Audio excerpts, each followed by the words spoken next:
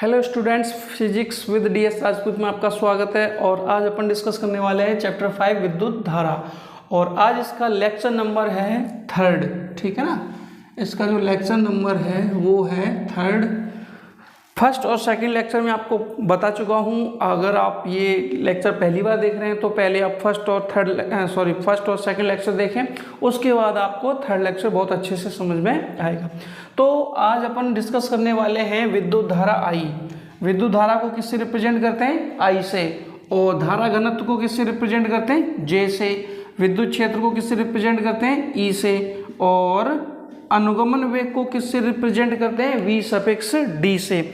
इन्हीं चारों में हमें क्या बताना है? संबंध बताना है, ठीक है ना। संबंध का मतलब होता है कि एक फॉर्मूला निकल के आएगा, उसमें ये चारों में से कोई एक हो सकता, कोई दो हो सकते हैं, कोई तीन भी हो सकते हैं, हो सकता है चारों एक साथ हो जाएं, जरूरी नहीं है। तो ऐसा ही रिलेशन अपन फाइंड करने वाले हैं, आपस में इनके रिलेशन फाइंड करने वाले हैं, संबंध फाइंड करने वाले हैं। ओके, तो फिर अपन कैसे स्टार्ट करेंगे? तो कल हमने एक फिगर बनाया था, आज भी अपन डिस्कस करते हैं उसी फिगर से। तो हमने आपको बताया था कि कोई भी कंडक्टर वायर है, कोई भी कंडक्टर वायर है, ठीक है ना, इसमें इलेक्ट्रॉन होंगे। इसमें क्या होंगे? इलेक्ट्रॉन होंगे। फिलहाल ये इलेक्ट्रॉन जो है ना रैंडमली मोशन कर रहे हैं, यादृच्छिक गति कर रहे हैं, टेढ़ी मतलब उल्टी सीधी डायरेक्शन में मूव कर रहे हैं, उल्टी सीधी डायरेक्शन में गति कर रहे हैं, ठीक है ना। लेकिन अगर हम इस चालक के सिरों पर एक V वोल्ट की बैटरी लगा दें, क्या लगा दें? V वोल्ट की बैटरी लगा दें, तो ये जो बड़ी लाइन होती है ये हायर पोटेंशियल होती है बैटरी की, यानी पॉजिटिव टर्मिनल, और जो छोटी होती है ये होती है नेगेटिव टर्मिनल या लोअर पोटेंशियल। तो ये हो जाएगा नेगेटिव पोटेंशियल, यहाँ पे हायर पोटेंशियल हो जाएगा। तो आपको पता है कि विद्युत क्षेत्र की डायरेक्शन क्या होती है? Higher potential to lower potential. तो इस चालक के सिरों पर या ये चालक जो है ना, ये विद्युत क्षेत्र E उत्पन्न हो जाएगा इस डायरेक्शन में, और इलेक्ट्रॉन जो होंगे इसमें वो इस डायरेक्शन में मूव करेंगे। ये इलेक्ट्रॉन जो होंगे ना इसमें वो इस डायरेक्शन में मूव करेंगे। और किस वेग से मूव करेंगे? एवरेज वेलोसिटी क्या होगी इनकी? V suffix D। माना कि इसके सिरों पे विभवांतर कितना उत्पन्न कर लिया हमने? V। और इसकी लंबाई कितनी है? इस चालक की लंबाई हमने मान ली L मान ली। क्या मान ली? L। इस पॉइंट को A मान लो चाहो तो, और इस पॉइंट को B मान लो, इसकी खास जरूरत नहीं है। अब बताओ यहाँ तक कोई दिक्कत है क्या? तो हमें किस किस का रिलेशन बताना है? आपको पता है कि बैटरी लगाई है तो करंट भी इसमें आएगा कि नहीं आएगा? बिल्कुल आएगा, ठीक है ना। अब यहाँ देखो, करंट I, धारा घनत्व J, और विद्युत क्षेत्र E, और अनुगमन वेग V सफिक्स D में हमें क्या बताना है? संबंध बताना है, ठीक है ना। क्या बताना है? संबंध बताना है। तो उसके लिए हम सबसे पहले क्या करेंगे वो समझो। ये चित्र समझ में आया? चित्र समझ गए ना? तो ये बताओ चालक का आयतन कितना होगा। सबसे पहले अपन बात करते हैं इस चालक का आयतन कितना होगा। ये जो ले रखा है ना चालक, इसका आयतन कितना होगा? तो चालक का आयतन हो जाएगा। आयतन उस दिन हमने बताया था आपको कैसे निकालते हैं। तो ये एक तरह से बेलन के आकार का है। कैसे आकार का है? बेलन के आकार का है। तो इसका जो एरिया होगा ना, ये एरिया, इस एरिया को हमने माना कैपिटल A। ये अलग चीज है और वो अलग चीज। ये कैपिटल A मीन्स एरिया, ठीक है ना। और इसकी लंबाई कितनी है? L। तो आयतन हो जाएगा आपका A इंटू L, ठीक है ना। अरे भाई, बेलन का आयतन क्या होता है? 9th 10th में पढ़ा होगा क्लास 8th में, πr²h। तो πr² किसका आयतन होता है? इसका। इस आयतन को हम लोग क्या मानते हैं? A। इसको अनुप्रस्थ काट क्षेत्रफल बोलते हैं। क्या बोलते हैं इसको? अनुप्रस्थ काट क्षेत्रफल। और h होती है हाइट या लंबाई, कितनी ले रखी है? L। तो फिर इसका आयतन कितना हो जाएगा? A into L। अब इसमें देखो, हमने माना चालक के इकाई आयतन में इलेक्ट्रॉनों की संख्या स्मॉल n मान ली। माना चालक के इकाई आयतन में इलेक्ट्रॉनों की संख्या क्या मान लिया हम लोगों ने? Small n। यानी कि एकांक आयतन में कितने इलेक्ट्रॉन होंगे? n होंगे। एकांक आयतन में कितने इलेक्ट्रॉन होंगे? n होंगे। बट हमारे पास आयतन कितना है? A into L। तो A इंटू एल आयतन में कितने इलेक्ट्रॉन होंगे, A इंटू एल आयतन में कितने इलेक्ट्रॉन होंगे, n होंगे, ठीक है ना। n का इसमें क्या कर देंगे, मल्टीप्लाई। अतः चालक में कुल इलेक्ट्रॉन हो जाएंगे आपके n का इसमें गुणा कर दें, NaL। अब आपको पता है कि एक इलेक्ट्रॉन पे कितना आवेश होता है, E। एक मैग्नीट्यूड की बात कर रहे हैं, परिमाण की बात कर रहे हैं, ठीक है ना। एक इलेक्ट्रॉन पे कितना आवेश होता है, -E। परिमाण की बात करेंगे तो E। तो एक इलेक्ट्रॉन पे आवेश होता है E और अपने पास इतने इलेक्ट्रॉन हैं, तो इतने इलेक्ट्रॉनों का आवेश कितना हो जाएगा, E का इसमें गुणा कर देंगे। तो यहाँ पे लिख देंगे क्या, अतः चालक पर कुल आवेश कितना हो जाएगा, Q बराबर हो जाएगा NeAl। नहीं समझे क्या किया, सबसे पहले तो हमने क्या निकाली, चालक का आयतन निकाल लिया, A into L.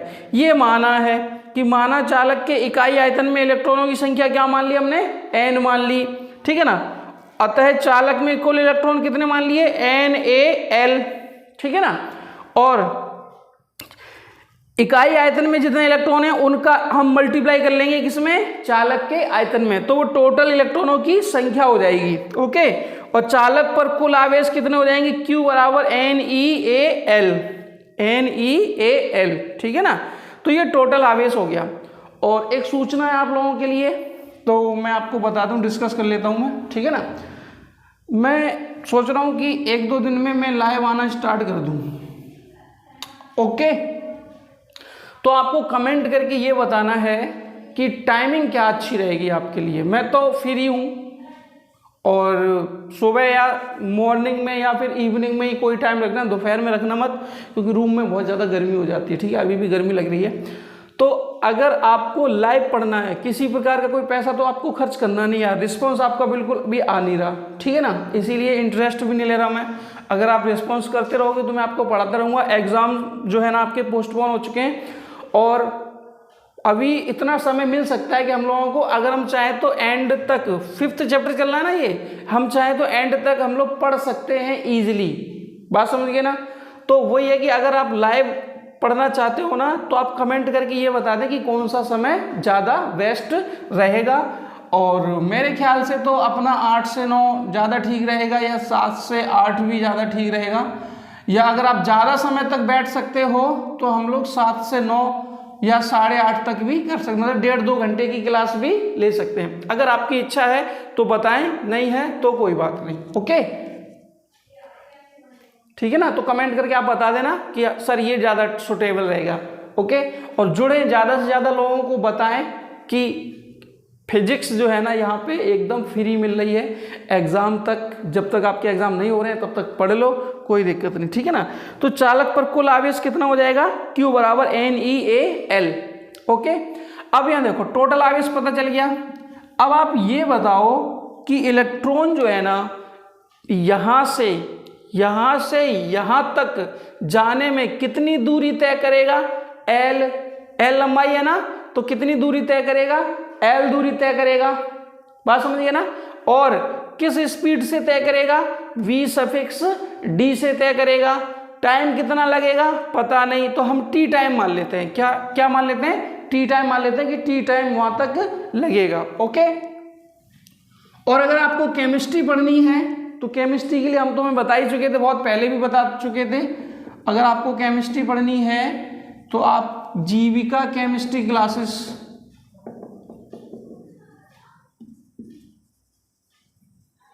Jeevika chemistry classes पे आप जा सकते हो। लिंक इस कोचिंग का लिंक जो है ना मैं डिस्क्रिप्शन में दे दूंगा, तो आप वहाँ पे केमिस्ट्री पढ़ सकते हो। और यूपी बोर्ड के लिए बहुत अच्छी खबर है, इस चैनल पे आपको अनसॉल्व पेपर भी मिल रहा है, केमिस्ट्री का सॉल्यूशन उसका, ठीक है ना। हम भी अनसॉल्व पेपर सॉल्व करेंगे, लेकिन अगर आपका रिस्पॉन्स आएगा तो, ठीक है ना। अब इसके बाद अपन बात करते हैं, अगर आप इंग्लिश मीडियम के स्टूडेंट हैं तो हमारा एक दूसरा चैनल है हाई स्पीड क्लासेस, आप उस पर भी जा सकते हो। उस पर बहुत सारा सिलेबस में करा चुका हूँ और भी कराना स्टार्ट कर लूँगा मैं 1-2 दिन में, ठीक है ना। हाई स्पीड क्लासेस अगर आप इंग्लिश मीडियम के स्टूडेंट हैं तो आप वहाँ पे जा सकते हैं, ओके। चलो अब इसके बाद अपन बात करते हैं टोटल आवेश आ गया। अब यहां पे देखो टी टाइम, टी समय में इलेक्ट्रॉन द्वारा तय की गई दूरी, तो समय बराबर क्या होता है, समय बराबर होता है, या फिर ऐसे लिख दो,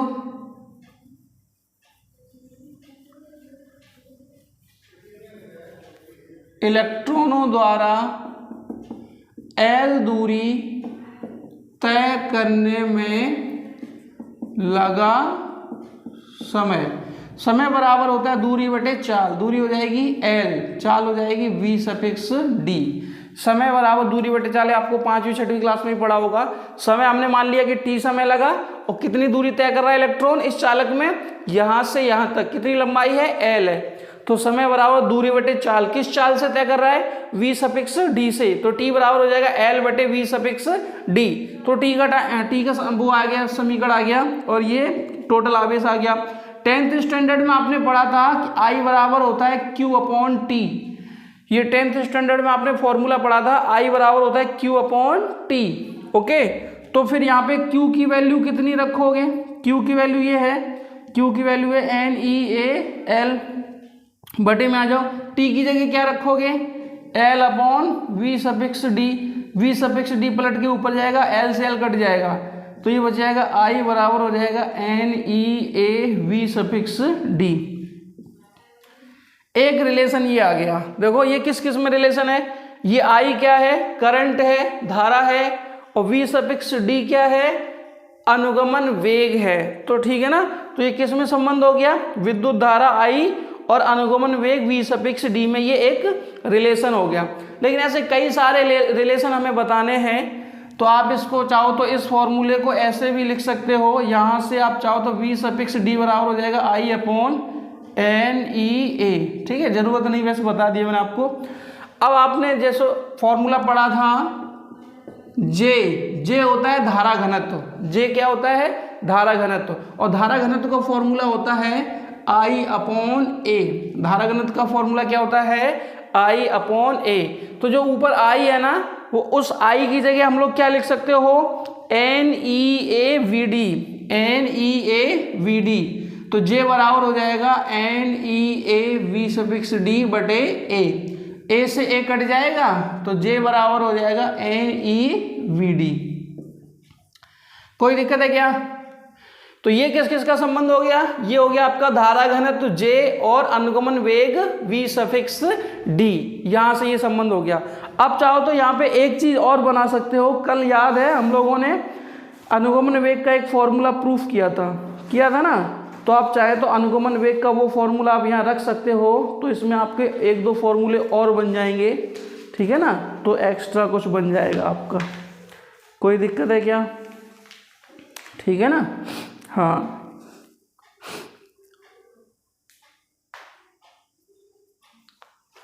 अब यहाँ देखो, ये जो V∑D है ना, आपको कल हमने V∑D का एक फॉर्मूला बताया था, E∗/m, ये फॉर्मूला बताया था। तो ये फॉर्मूला आप यहाँ पे भी रख सकते हो, यहाँ पे भी रख सकते हो, ठीक है ना। यहाँ पे रख दोगे तो क्या हो जाएगा, ये हो जाएगा आपका I बराबर NE, या इसको ऐसा करें, क्रम से कर लेते हैं, ठीक है ना, क्रम से कर लेते हैं ताकि आपको नोट्स बनाने में प्रॉब्लम ना हो।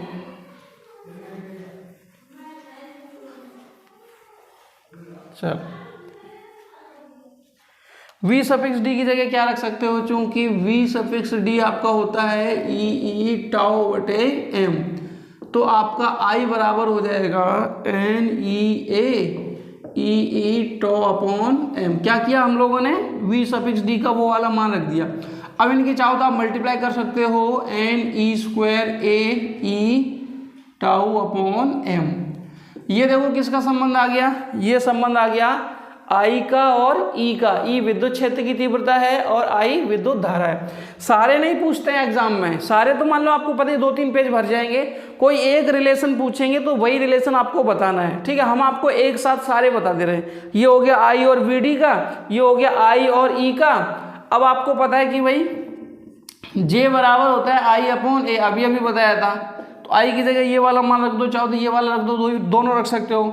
NeAVD अपॉन ए से ए कट जाएगा तो ये हो जाएगा NeVD। एक ये हो गया, ये धारा घनत्व J और अनुगमन वेग V∗D का संबंध हो गया। अब यहाँ पे V∗D का मान रखो, वो वाला ऊपर वाला, तो J बराबर हो जाएगा Ne इंटू में E टाउ अपॉन m। तो ये हो जाएगा आपका Ne² E tau upon m। एक ये संबंध हो गया किसका, धारा घनत्व J और विद्युत क्षेत्र E का संबंध हो गया, ठीक है ना। और वैसे तो यही पूछा जाता है, आप एक तो चाहो तो और लिख सकते हो, ज़रूरत नहीं है, वैसे एक्स्ट्रा मैं आपको बता देता हूँ। एक दो संबंध शायद इसमें और हैं, तो वो संबंध हैं क्या, समझो। सही है। अब यहाँ देखो, यहाँ छोड़ सकते हो यहाँ पे, और एक रिलेशन हमने पिछले शायद फर्स्ट लेक्चर में प्रूफ कराया था, J बराबर होता है सिग्मा E, होता है कि नहीं होता। तो अब ध्यान देना, ये देखो J की वैल्यू कितनी है, ये J बराबर इतना है और वो भी J बराबर सिग्मा E है, तो दोनों बराबर हो सकते हैं। तो सिग्मा E बराबर क्या हो जाएगा, Ne² E tau upon m। तो ये कट जाएगा तो सिग्मा बराबर हो जाएगा Ne² टाउ अपॉन m। ये एक अलग से फॉर्मूला बता दिया मैंने आपको, वैसे इसकी ज़रूरत है नहीं। और सिग्मा बराबर क्या होता है, सिग्मा बराबर 1/, सिग्मा क्या है, चालकता, और ये प्रतिरोधकता। तो ये सिग्मा बराबर हो जाएगा आपका, सॉरी सिग्मा की जगह क्या लिख सकते हो, 1/ρ, तो हो जाएगा Ne² टाउ अपॉन m। पलट लोगे तो ये हो जाएगा m अपॉन Ne² टाउ। ये प्रतिरोधकता है, रो क्या है बेटा, प्रतिरोधकता है, ठीक है ना। तो ये प्रतिरोधकता का फॉर्मूला हो सकता है। कोई दिक्कत है क्या, आई थिंक ये क्लियर हुआ होगा।